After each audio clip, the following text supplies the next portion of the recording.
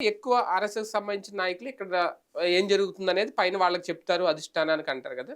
ఇక్కడ రాష్ట్ర నాయకత్వం విషయంలో ఈ నిర్ణయాలు ఇవన్నీ ఎళ్ళట్లేదా? వాళ్ళు చెప్పట్లేదా? ఏం జరుగుతుంది? నాకు తెలిసి ఆర్ఎస్ఎస్ వాళ్ళైతే ఇన్ఫార్మ్ చేశారు. అసలు ఇదివరకట్లో ఇక్కడ ఉన్నటువంటి ప్రతి నాయకుడు గూడా ఆర్ఎస్ఎస్‌తో కూర్చొని కొంత ఇంటరాక్ట్ అయ్యి ఫీడ్‌బ్యాక్ తీసుకుంటుండేవాడు.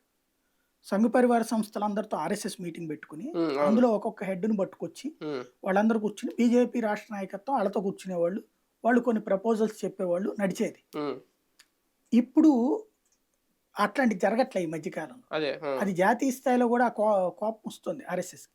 కానీ సరే వాళ్ళ సావేదో ఆళ్ళు సావనీయండి మంచే చేస్తున్నారు కదా దేశానికని వదిలేస్తున్నారు. అవునా? ఇప్పుడు హ్మ్. ఈ హ్మ్. 10 ఏళ్ల అధికారంలోకి వచ్చేటప్పటికి బీజేపీ వాళ్ళు ఆర్ఎస్ఎస్ మాట వినడం చాలా వరకు తగ్గిపోయేది.